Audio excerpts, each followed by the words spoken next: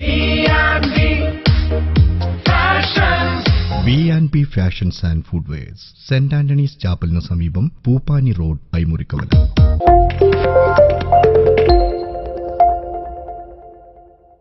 Aluva saint Xavier's college മലയാള വിഭാഗത്തിന്റെയും NSS യൂണിറ്റിന്റെയും ആലുവ പബ്ലിക് പ്ലാറ്റ്ഫോം ട്രസ്റ്റിന്റെയും സംയുക്ത ആഭിമുഖ്യത്തിലാണ് സാംസ്കാരിക സദസ്സ് സംഘടിപ്പിച്ചത്. കോളേജ് ഓഡിറ്റോറിയത്തിൽ നടന്ന പരിപാടി Kerala administrative tribunal chairman justice CK Abdul Rahim ഉദ്ഘാടനം ചെയ്തു.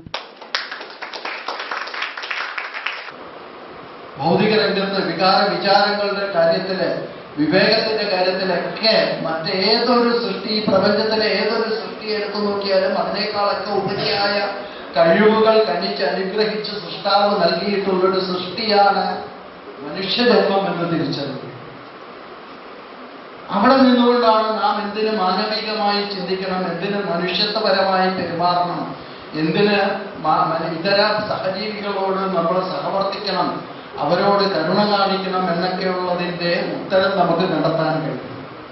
എന്തിന് സൃഷ്ടാവ് ഈ മനുഷ്യ സൃഷ്ടിയെ മാത്രം ഇത്രയധികം കഴിവുകളുള്ള, ഇത്രയധികം സിദ്ധികളുള്ളൊരു സൃഷ്ടിയായി ഈ പ്രപഞ്ചത്തിൽ സൃഷ്ടിച്ചു എന്നുള്ള ഒരു ചോദ്യം നമുക്ക് സ്വയം മനസ്സിലേക്ക് ഏറ്റെടുത്താൽ അതിനൊറ്റ ഉത്തരമേ നമുക്ക് കാണാൻ കഴിയുകയുള്ളൂ. ഈ പ്രപഞ്ചത്തിലെ ഏറ്റവും സമോഹനമായ, ഏറ്റവും മനോഹരമായ സാമൂഹിക ജീവിതം നയിക്കാൻ സൃഷ്ടിക്കപ്പെട്ടവനാണ് മനുഷ്യൻ എന്നുള്ള ഒരു ഉത്തരം മാത്രമേ നമുക്ക് കണ്ടെത്താൻ കഴിയൂ.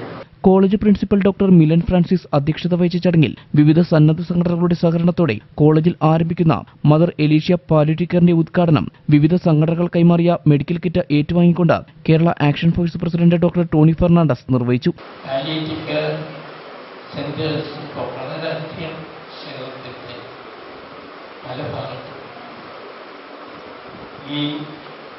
ഈ ഒരു